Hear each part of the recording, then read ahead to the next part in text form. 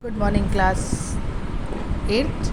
In our science book, Modern Science and Technology, we are reading the chapter Force and Pressure, in which I explain the introduction, the force, the definition of the force. After that, I start to explain the squeezed and pushing, pulling, and the force is due to an interaction. In the last video you can see all these things. Now come on the effect of the force. You can see that these girls are pushing that box, okay, and in this way we can just feel the effect of the forces, that by applying the force towards the box, that box start to move. In this way we can see the effect of the force, but we cannot see clearly the force, so we can just feel the effect of the force. The first effect is that a force can make a stationary object to move.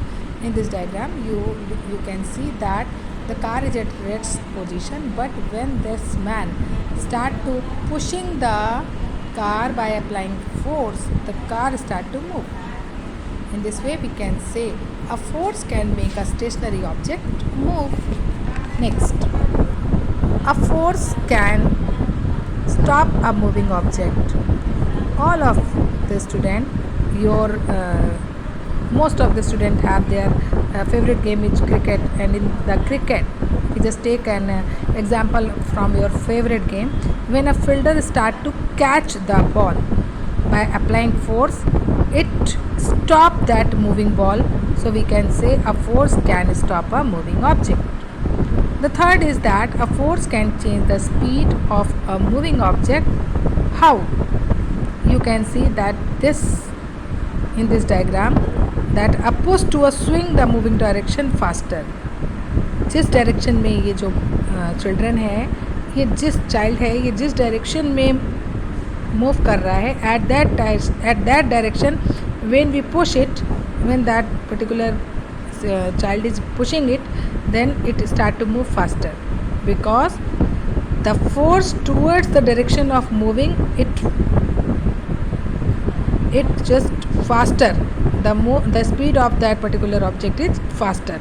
But when we pull that particular object in opposite direction, in this way the swing slows down. Now come on the next, that is a force can change the direction of a moving object. You can see there is a football game in which the player by applying force by kicking, they just change the direction of that football. So a force can change the direction of a moving object by kicking or pushing, or we can say by applying force the moving object direction will be changed. Now come on a force can change the shape of the size of an object. You can see by applying force, by pulling this spring, the shape of that spring become changed. So a force can change the shape and size of the object. For example, in you can see it in your kitchen, that when your mom make a dough, what is dough? When the flour mixed with water change on applying a force on its shape of a sponge, change on presenting it in the size of springs. In sponge you can see, in using dough you can see, by applying force we can change the shape of that particular object. Now come on the types of the force. There are various types of forces present around us, but two types. Originally there are two types of forces. They are contact force and non-contact force. By this name you can easily understand the contact force is that force in which we come in physically contact of the object. At that time it is known as contact force. While frictional force and muscular force, these are the two types of contact force. Okay, so come on the frictional force and muscular force. The muscular force is that type of force which are using by applying by our muscles. In this diagram, in this, not there is any diagram, you can see that I am holding that pen by using our muscles. Okay, so Muscular force is what? The force exerted by the muscles of the body is called muscular force. When we run, walk, jump, lift, kick, push or pull, we use muscular force. This is the force exerted by our muscles. We use bullocks to move a plough. At that time, bullocks are applying their muscular force. Horses to move a cart. Horse just moving the cart by applying their muscular force. Donkey carry load, and elephant